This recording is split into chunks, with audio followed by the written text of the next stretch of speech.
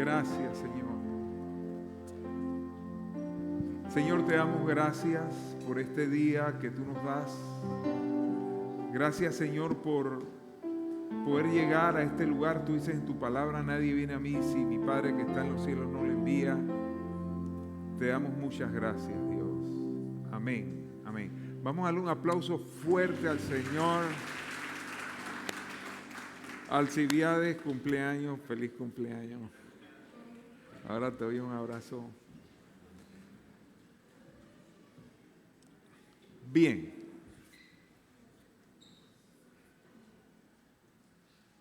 ¿Alguien identifica el mapa que estamos poniendo allí?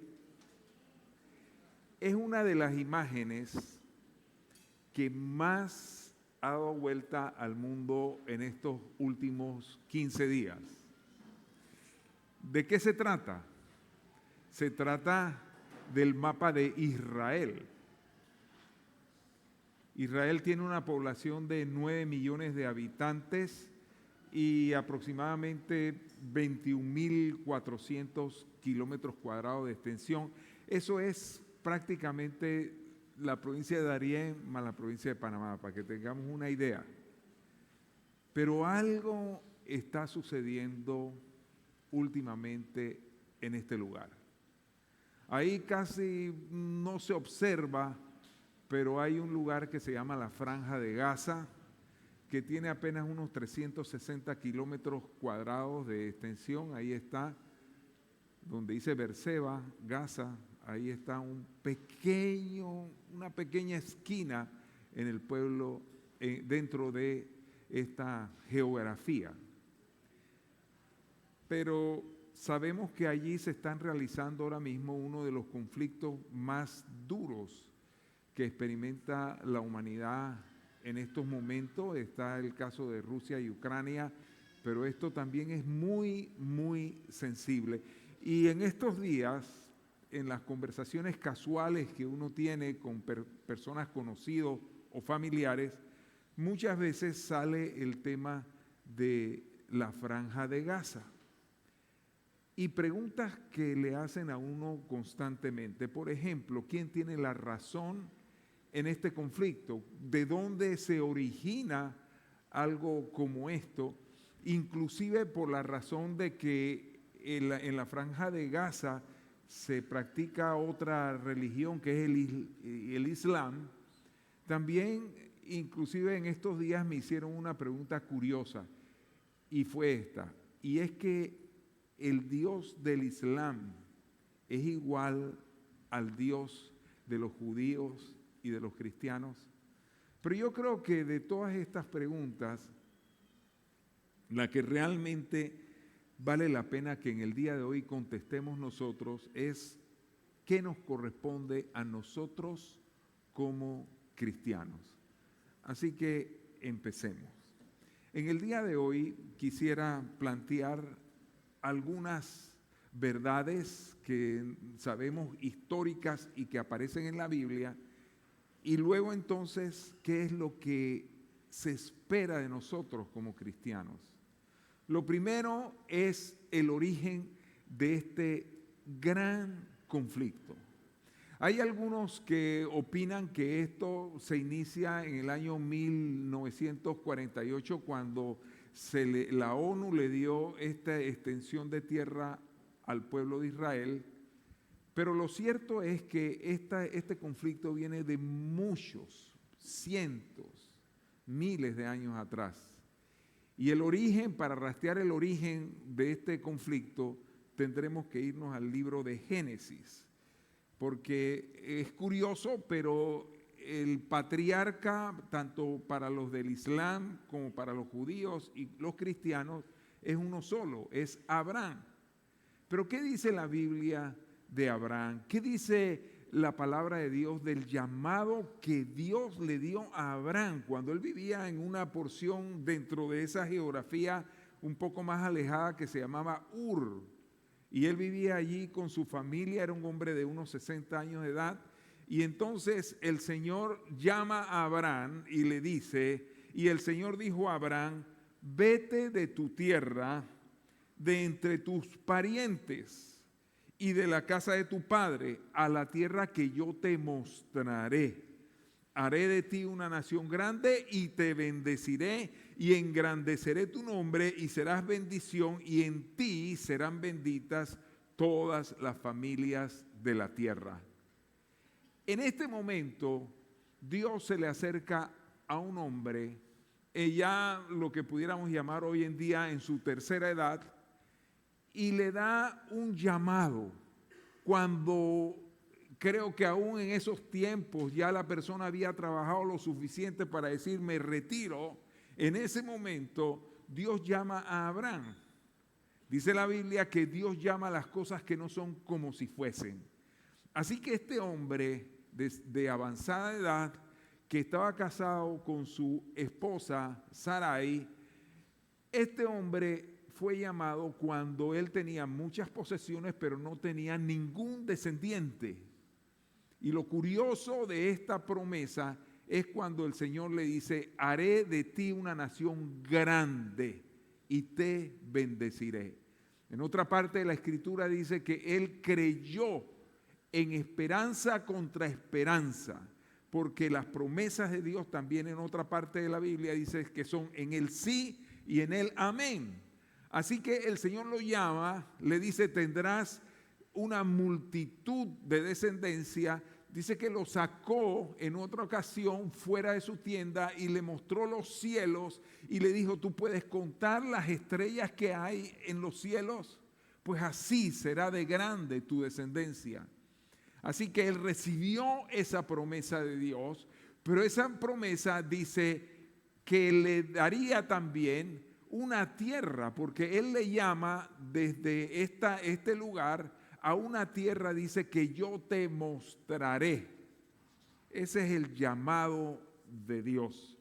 De allí nosotros podemos rastrear el origen de lo que hoy en día es un conflicto que para muchos puede ser el preludio de lo que sería un conflicto a nivel mundial, en donde no habría ser humano sobre esta tierra que no fuese afectado por este conflicto.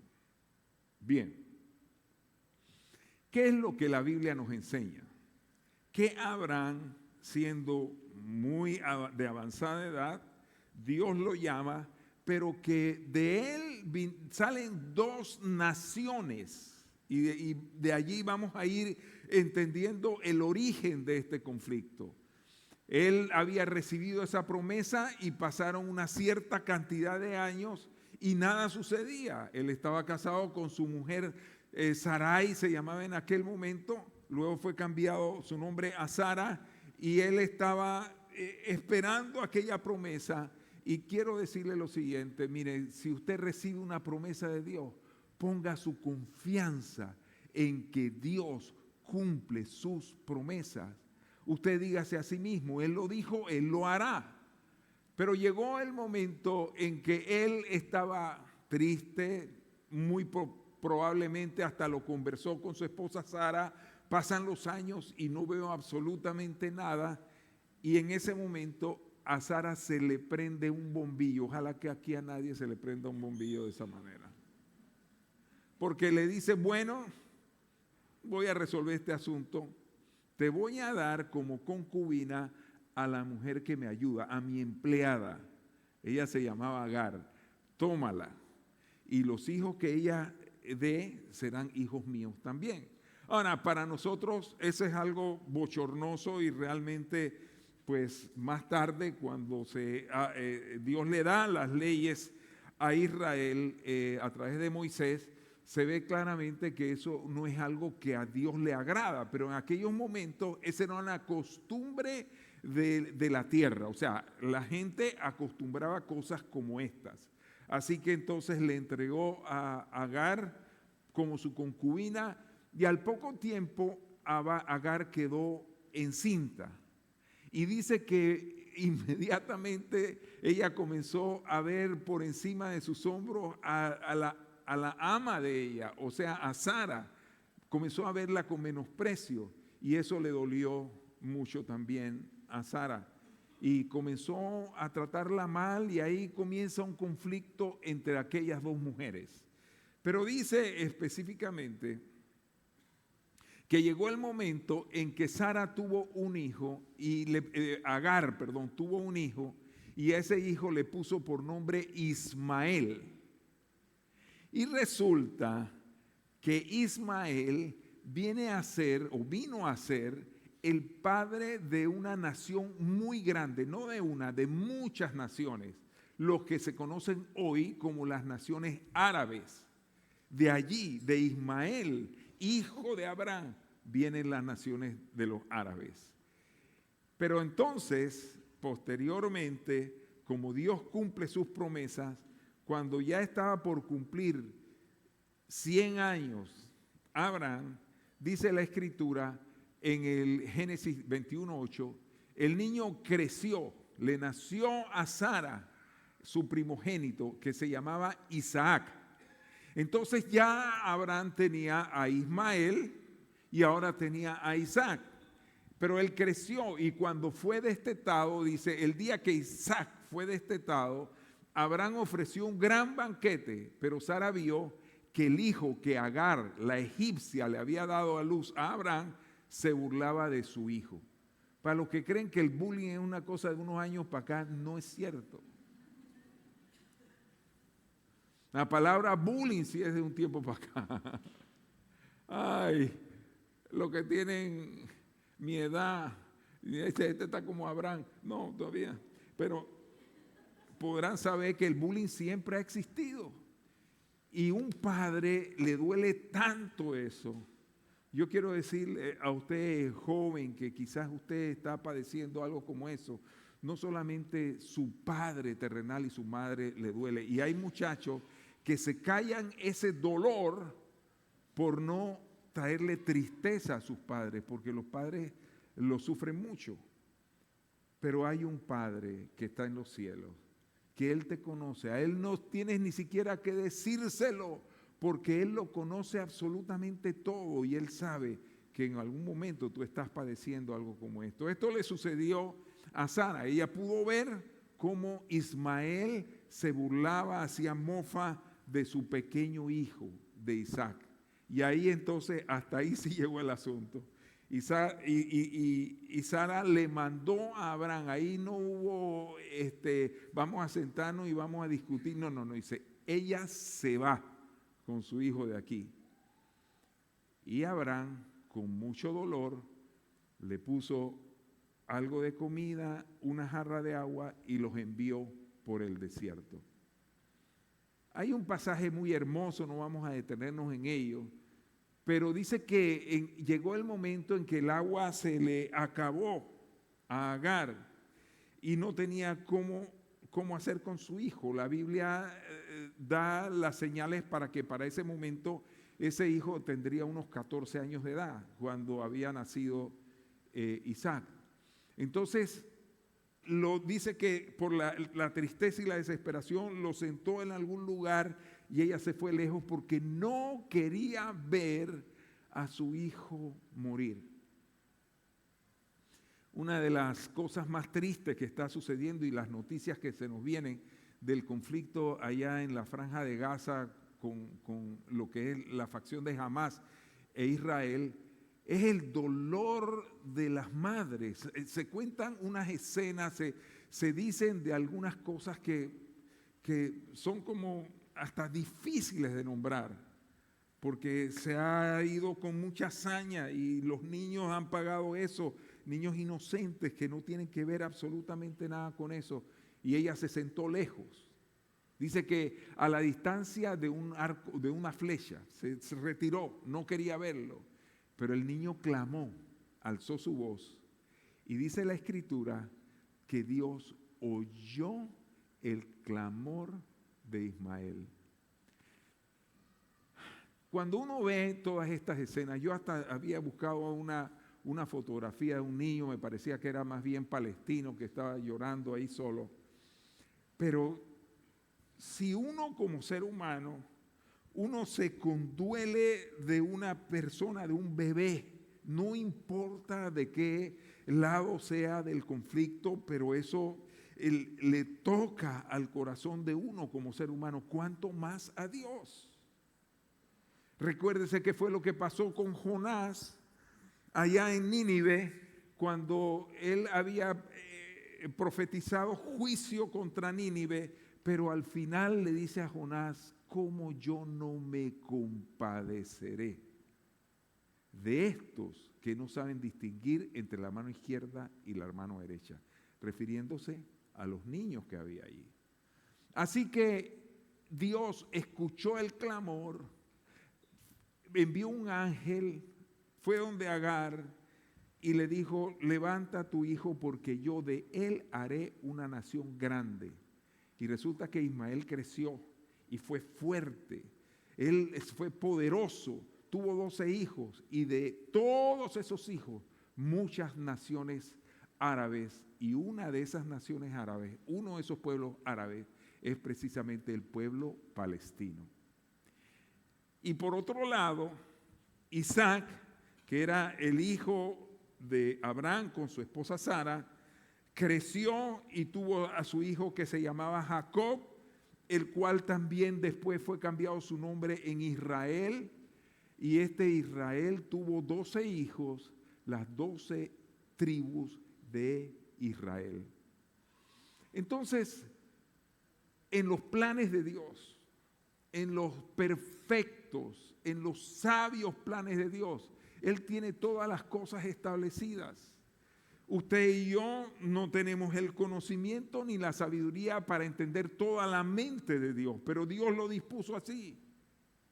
De Abraham, las naciones que serían las naciones árabes, pero de Abraham también el pueblo de Israel.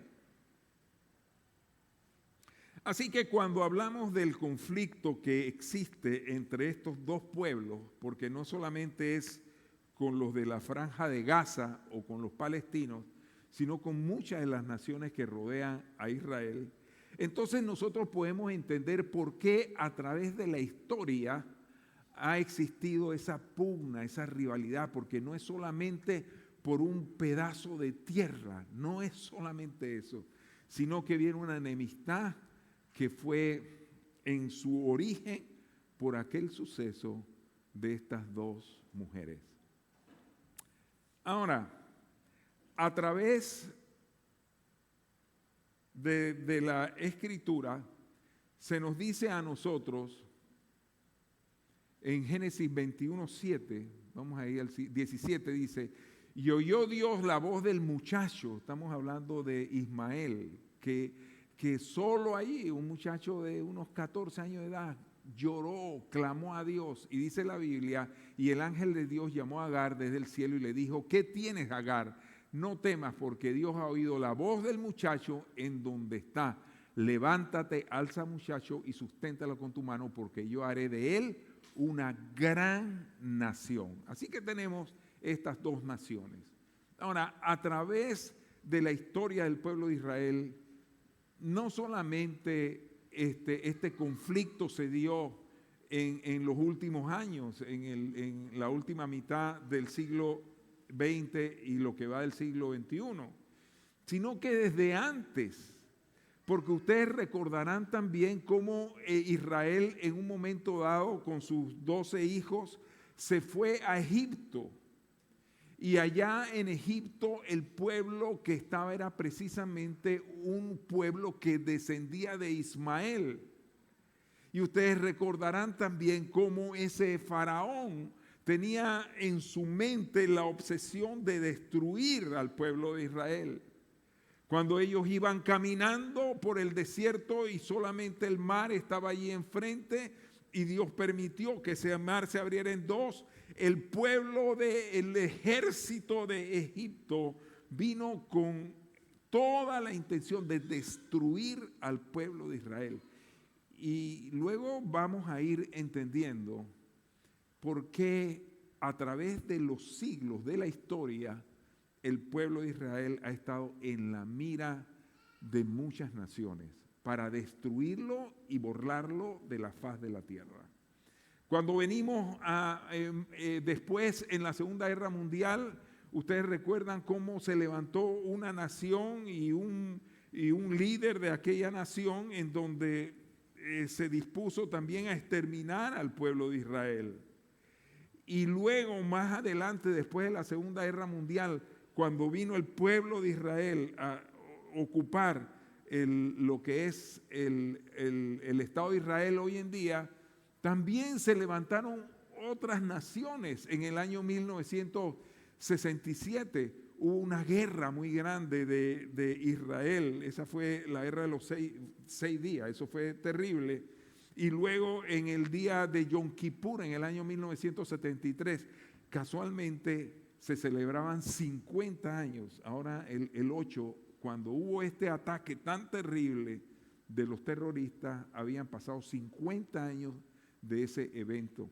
Y en esa ocasión 5 naciones se fueron contra Israel. Pero de alguna manera Israel fue preservada. Entonces vamos más adelante. ¿Por qué el pueblo de Israel ha sido guardado por el Señor? Primeramente por la promesa que acabamos de leer en el libro de Génesis, pero también por algo muy importante, porque en el plan infinito de Dios, Él había dispuesto que a través del pueblo de Israel vendría el enviado, el Mesías, el Cristo, para que Él muriera y por su muerte el pecado de toda la humanidad fuese pagado. Y por esa razón, entonces, se nos habla de Jesús como la simiente que viene de Dios y el propósito de Dios de mantener al pueblo de Israel, porque no solamente es en lo que le he contado. Recuérdense cuando fue a nacer Jesús, hubo aquel hombre Herodes que quiso exterminar a todos los niños con el solo propósito, los niños hebreos con el solo propósito de exterminar la promesa de Dios. Una promesa que alcanzaría no solamente al pueblo de Israel, a los descendientes directos de Abraham, porque en el versículo que leímos anteriormente dice, y en ti, en Génesis 12, dice, y en ti serán benditas todas las naciones de la tierra. ¿De qué manera? Usted y yo, que no tenemos nada de hebreos ni judíos, somos bendecidos a través de esa promesa, pues sencillamente por el sacrificio de Jesús en la cruz del Calvario. Porque llegó un momento en que Dios tuvo compasión, siempre lo tuvo, pero manifestó su compasión a la humanidad. Y dice la Escritura que Él envió a su Hijo y por sus heridas nosotros fuimos curados y perdonados por el sacrificio de Jesús en la cruz del Calvario. Ahora, miren lo que dice el libro de Hechos 3:25. Dice así: ustedes son los descendientes de los profetas. Estamos hablando de que ese es Pedro que estaba predicándole a una multitud de judíos en Jerusalén. Dice, ustedes son los descendientes de los profetas. Son herederos del pacto que Dios hizo con nuestros antepasados. Y sigue diciendo, cuando le prometió a Abraham, en tu simiente serán bendecidas todas las naciones de la tierra. Entonces, la simiente significa la semilla, pero si estuviese todavía muy confuso lo que Dios le dijo a Abraham en el libro de Génesis, porque eso es una cita del libro de Génesis, fíjese lo que más adelante dice el libro de Gálatas, dice así: ahora bien, las promesas fueron hechas a Abraham y a su simiente, a su semilla. Pero sigue diciendo, no dice a las simientes como si hablara de muchos, sino y a tu simiente como de uno que es Cristo.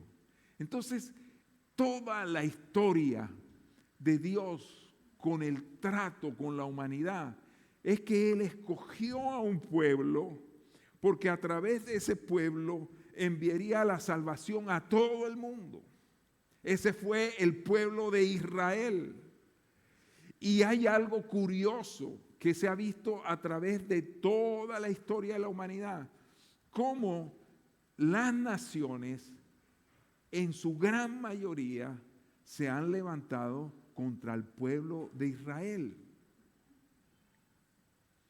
Hoy en día, la gente cuando escuchó y vio las imágenes de este asalto de los terroristas, pues todo el mundo se conmovió y comenzaron a decirle pues lo mal que estaban haciendo.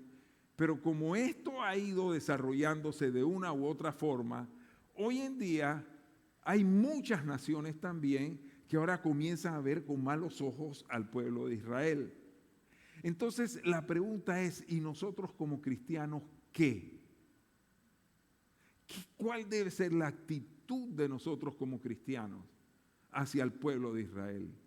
Y es algo difícil porque y la imagen que les digo que iba a traer era un niño que definitivamente tenía rasgos de ser un niño palestino llorando.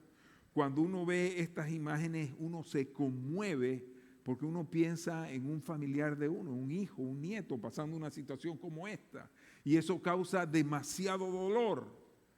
Pero hay sufrimiento en toda la tierra de Palestina y de Israel. Hay mucho dolor, porque entonces viene la gente y comienza a tomar partidos.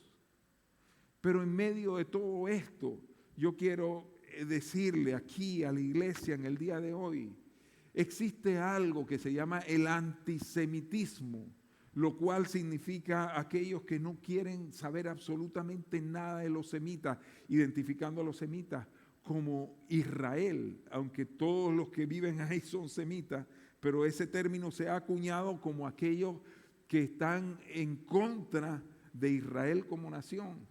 Pero nosotros, sabiendo que hay una promesa que Dios dio, y que esa promesa fue no solamente para bendición del pueblo de Israel, sino para bendición de todas las naciones, incluido usted y yo. Lo que un cristiano nunca debiera hacer es un antisemita. No puede haber algo como eso. Eso no significa que usted ahora o yo vamos a tomar un partido en este conflicto y defender todas las cosas que como un pueblo tratando de defenderse están haciendo mal. No tiene que ver con eso. Nosotros no podemos defender las cosas que Israel hace y no están bien. Pero lo que no podemos hacer es tener un sentimiento contra el pueblo que el Señor escogió para que a través de ese pueblo viniera nuestro Señor y Salvador Jesucristo. Eso sí que de ninguna manera puede suceder. Mire, en el libro de los reyes, en toda la Biblia, se ha visto cómo a veces en el pueblo de Israel se levantaban reyes que eran reyes malos, especialmente los del norte, los de Israel, porque los de Judá eran un poco mejor. Pero debemos entender que lo que existe ahí hoy, que es parte de ese remanente del pueblo de Israel, está gobernado por personas humanas que se equivocan también.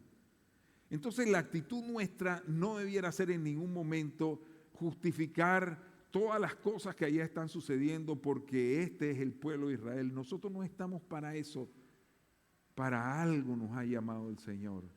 Y eso entonces es lo que viene a continuación. El Señor nos ha llamado para bendecir a Israel. Y fíjese cómo está este versículo tan precioso. Dice en Génesis 12:3, y esa es una promesa. Mire, cuando yo acepté a Jesús como mi Señor y Salvador, yo no tenía idea. Yo veía, ¿sabe qué? Cómo yo veía al pueblo de Israel, como aquellos que crucificaron y mataron a Jesús, sin saber que Jesús, su vida no le fue quitada, Él entregó su vida por sí mismo y lo entregó por usted y por mí.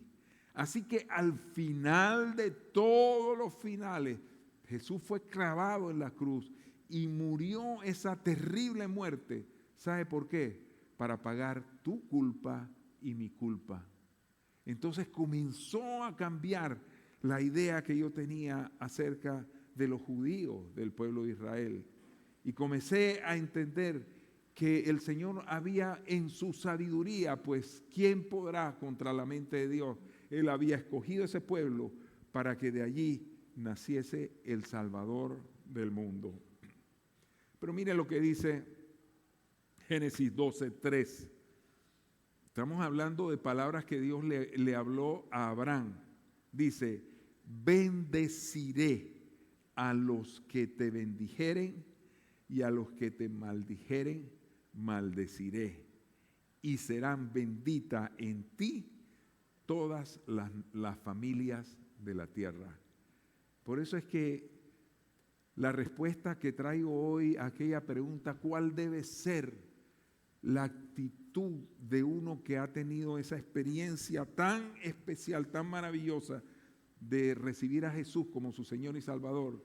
No puede ser otra sino de bendecir al pueblo de Israel.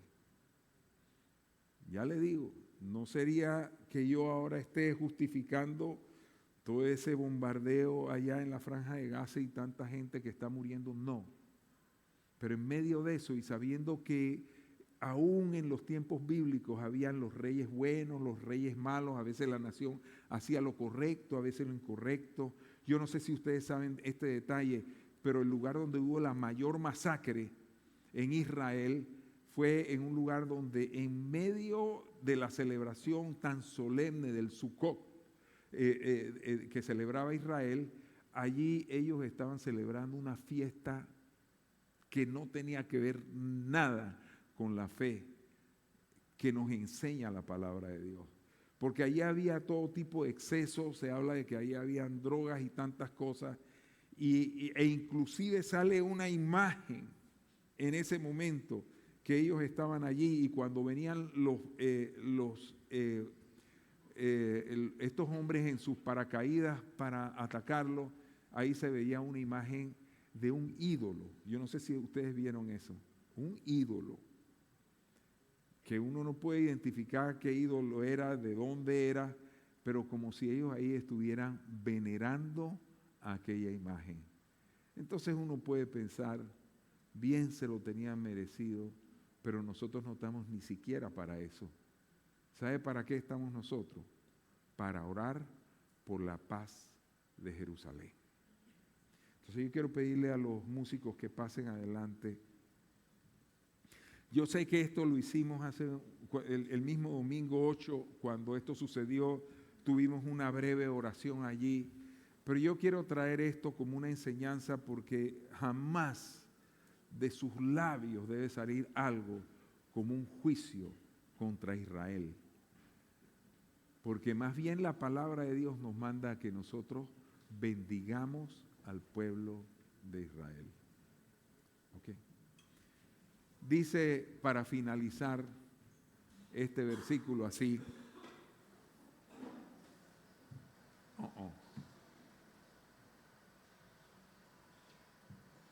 se los leo acá, dice así, pedid por la paz de Jerusalén, sean prosperados los que te aman. Y vamos a ponernos de pie hoy y vamos a orar. Vamos a orar por tanta gente que está padeciendo en aquel territorio tan reducido, pero donde hay tanto odio y tanto conflicto. Vamos a orar por esas familias de los israelitas que perdieron con tanto dolor a sus familiares. Algunos de ellos están como rehenes todavía.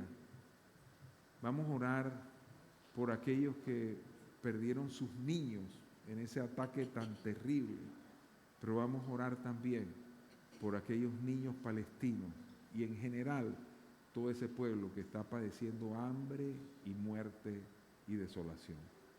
Vamos a inclinar nuestro rostro y oremos. Señor que estás en los cielos, te queremos pedir por la paz de Jerusalén. Señor, te queremos pedir por este pueblo que tú nos mandas a que nosotros bendigamos, porque tú dices que tú bendecirás a los que le bendijeren. Te pedimos, Señor, por los gobernantes de Israel. Ellos son hombres y se equivocan también. Señor, para que tú tengas control de cada cosa que está sucediendo en esa nación, Dios mío. Te pedimos también que el mensaje de salvación por el cual tú viniste y moriste en la cruz, para bendición de todas las naciones, inclusive las naciones árabes que lo rodean, Señor, te pedimos para que tu palabra les llegue y ellos puedan conocer la misericordia de Dios y la salvación que tú nos prometes. Te pedimos por los niños también en Gaza que sufren, Dios. Por aquella gente que está muriendo y son inocentes porque no participaron de ninguna de estas cosas. Que tú tengas misericordia de ellos, Señor. Que les lleguen las provisiones, el agua, los alimentos, pero que por sobre todo y más que otra cosa, le llegue la palabra de Dios que trae salvación y vida eterna. Y en estos momentos, Señor, queremos darte gracias, porque tú tuviste misericordia de nosotros, enviaste a tu Hijo que muriera en la cruz. Te pedimos, Señor, que nosotros podamos llevar este mensaje de salvación a tanta gente que así lo necesita. En el nombre de Jesús. Amén. Amén. Puestos de pie, vamos a cantar esta canción.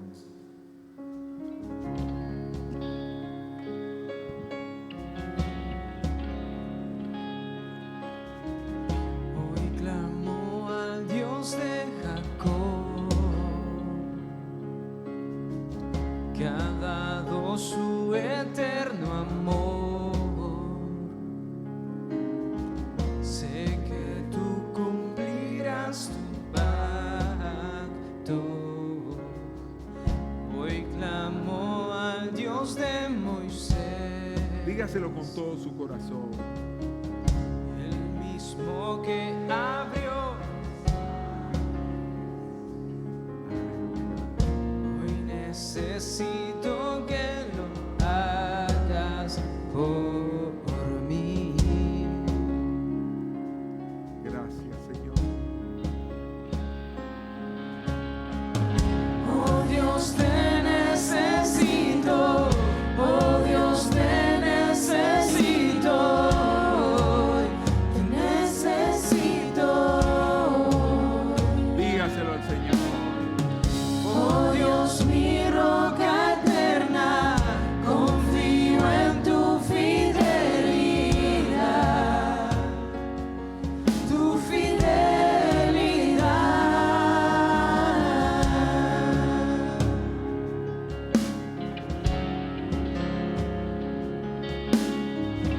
Hoy clamo al Dios de María, que da favor a los humildes. Dígaselo a Él. Contigo todo es posible. Hoy clamo al Dios de David, que hizo de un niño un valiente.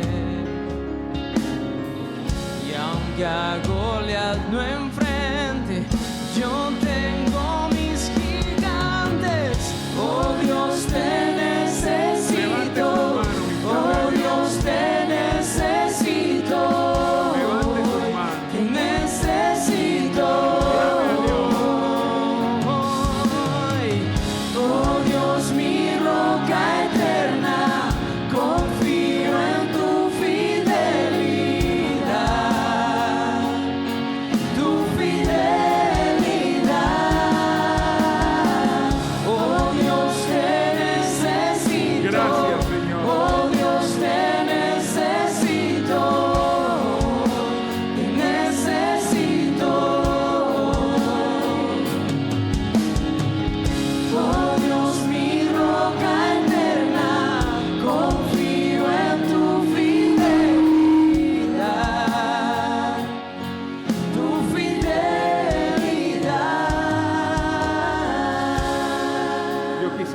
algo en este momento, porque dice esta canción bien bonita, dice que puede ser que yo no me enfrente a Goliat,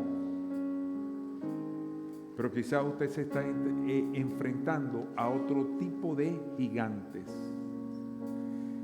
Y quizás hoy hay personas aquí en medio nuestro que han venido con una necesidad muy grande, una necesidad de salud en sus vidas. Ese es un gigante muchas veces que se levanta. Hay algunos que quizás estén enfrentando problemas matrimoniales muy fuertes, problemas con los hijos. Y yo quisiera orar al Dios de Israel para que el Dios de Israel tenga misericordia de nosotros. Así que si usted está en una condición como esta, se ve un eco, no sé por qué. Usted levante su mano allí fuerte. Levante su mano y vamos a orar. Usted tiene una necesidad.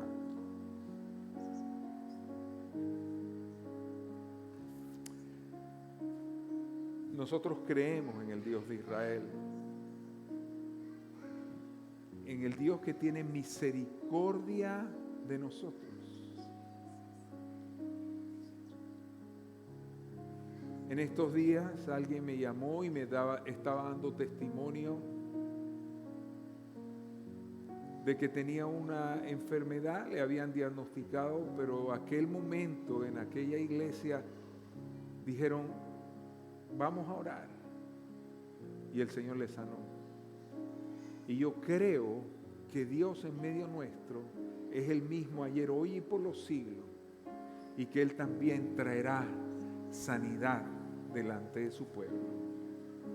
Y el Señor restaurará los hogares. El Señor hará milagros en medio nuestro. Oremos. Señor, tú ves las manos que están levantadas. Clamamos al Dios de Israel. En medio de nuestra dificultad que estamos atravesando en este momento, ten, Señor, misericordia de nosotros. Vamos a cantar esa última estrofa, el coro. Y vamos a cantarlo creyendo, ¿verdad?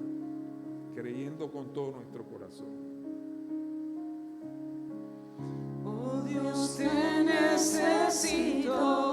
Oh Dios, te necesito. Te necesito. Oh Dios, mi roca eterna, confío en tu fidelidad. Tu fidelidad. Oh Dios, te necesito. Oh Dios, te necesito. Clame a Dios. Necesito.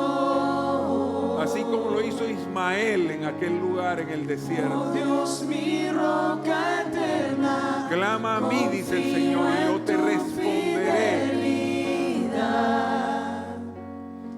tu fidelidad.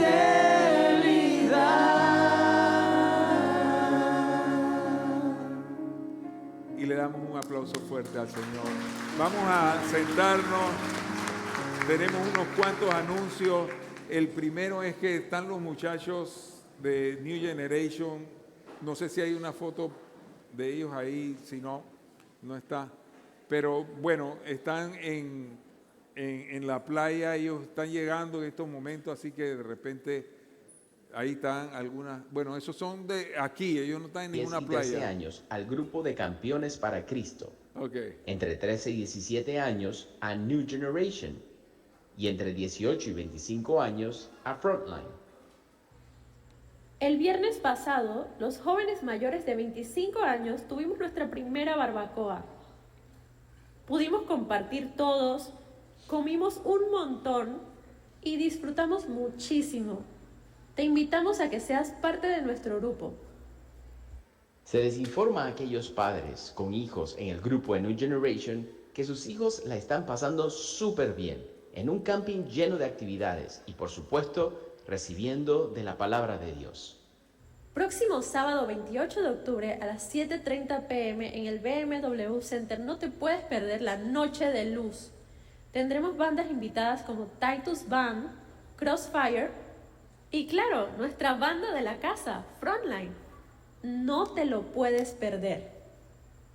Este viernes próximo, viernes 27 de octubre, tendremos nuestro tercer ayuno por los hijos, a las 2:30 p.m. Será presencial y por Zoom. No se lo pierdan. Te invitamos a nuestra reunión mensual del grupo de profesionales, este martes 24 de octubre a las 7:30 p.m. en el BMW Center de Costa del Este. Invitado especial, José García, mejor conocido como Chepe. Te invitamos a las reuniones de hombres cada jueves en la BMW Center, 7:30 p.m. Estamos iniciando una serie sobre cómo ser libre de las adicciones con el tema de la pornografía. El pasado miércoles 18 tuvimos nuestra reunión de matrimonios. Fue una noche especial para todos los matrimonios, una noche inolvidable. Recibieron testimonios, experiencias, dinámicas y un mensaje restaurador para cada uno de los que estaban presentes. Para las personas que nos visitan por primera o segunda vez, reciba de parte de Calle Belén el mejor regalo, una Biblia. Y como cada domingo tenemos día de helados. Les invitamos a comer sus helados en el área central y no en los sillones, por favor. Síguenos ya en nuestras redes sociales. Bueno, estamos despedidos. Nada más que quiero avisarle que en noviembre vamos a tener Acción de Gracia. Ese es el martes, pero no recuerdo qué fecha es martes. Ahí está atrás, 21 de noviembre. Así que estemos preparándonos. Que Dios le bendiga. Feliz día.